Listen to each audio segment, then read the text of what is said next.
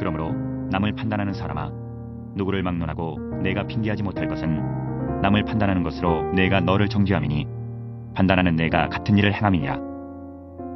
이런 일을 행하는 자에게 하나님의 심판이 진리대로 되는 줄 우리가 아노라.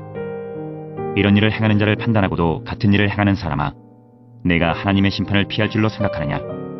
혹 내가 하나님의 인자하심이 너를 인도하여 회개하게 하심을 알지 못하여 그의 인자하심과 용납하심과 길이 참으심이 풍성함을 멸시하느냐? 다만 내 고집과 회개하지 아니한 마음을 따라 진노의 날, 곧 하나님의 의로우신 심판이 나타나는 그날에 임할 진노를 내게 쌓는도다. 하나님께서 각 사람에게 그 행한 대로 보응하시되 참고 선을 행하여 영광과 존귀와 썩지 아니함을 구하는 자에게는 영생으로 하시고, 오직 당을 지어 진리를 따르지 아니하고 불의를 따르는 자에게는 진노와 분노로 하시리라. 악을 행하는 각 사람의 영에는 환난과 곤고가 있으리니 먼저는 유대인에게요 그리고 헬라인에게며, 선을 행하는 각 사람에게는 영광과 존귀와 평강이 있으리니 먼저는 유대인에게요 그리고 헬라인에게라. 이는 하나님께서 외모로 사람을 취하지 아니하심이라.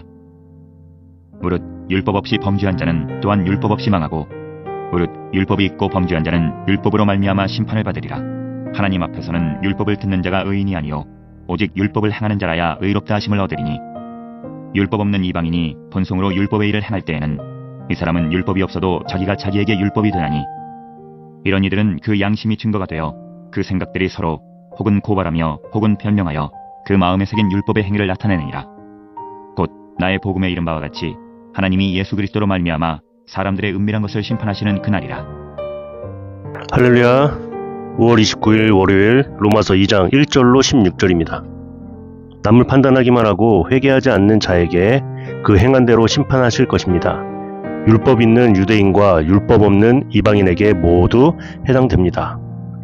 유대인에게는 율법의 근거로, 이방인에게는 양심의 근거로 판단하실 것입니다. 오늘 중요한 단어들이 나옵니다. 판단이라는 단어, 판단과 함께 정죄라는 단어, 또 선을 행하는 사람, 악을 행하는 사람, 회개, 진노, 분노, 영생, 율법, 복음, 유대인, 헬라인, 심판, 다양하게 그 단어들의 표현으로 통하여서 하나님께서 어떻게 오늘 본문을 말씀하여 주시는지를 조금 깨달을 수가 있습니다.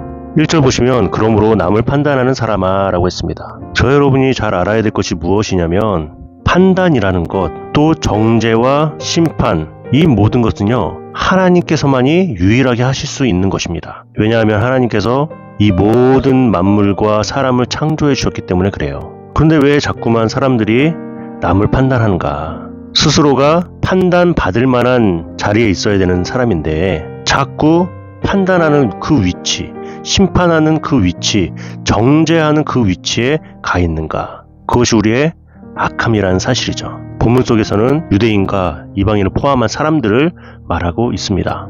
하나님께서 인간을 창조하시고 선악을 알게 하는 선악과를 먹지 말아라. 먹으면 정령 죽으리라. 이렇게 말씀하셨는데 뱀이 유혹합니다. 선악을 알게 하는 선악과를 먹으면 하나님과 같이 될 것이다.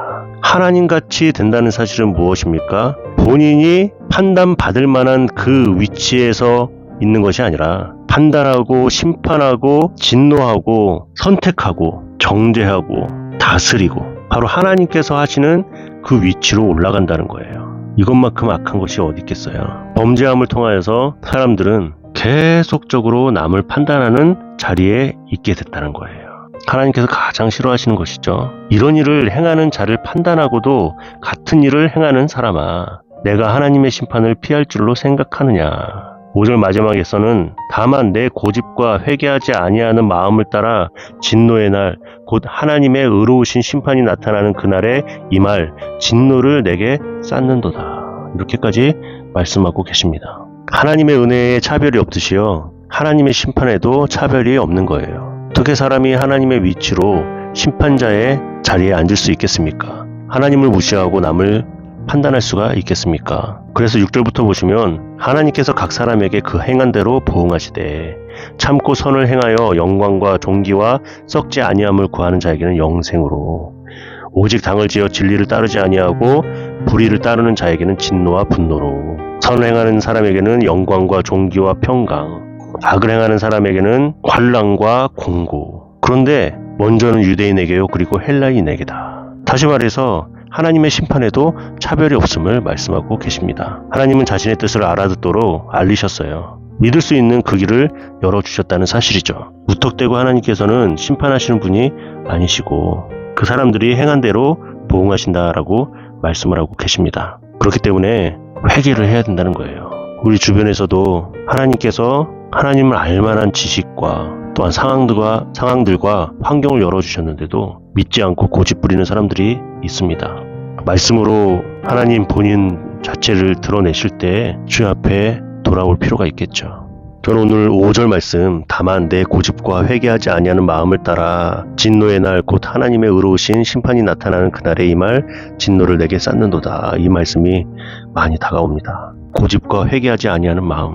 오늘 하루 저와 여러분이 판단하고 심판하는 자리가 아닌 하나님의 말씀에 거하는 그 자리에 있어야 될 줄 믿습니다. 회개하는 자리에 있어야 돼요. 그러면서 한 주간을 살아갈 수 있는 그 믿음이 나의 어떠한 행위로서 나타나는 것이 아니라 하나님으로부터 가능한 것임을 인정하시고 고백하시고 그 말씀으로부터 오는 참된 위로와 평안을 가지고 잘 살아가야 될 줄 믿습니다.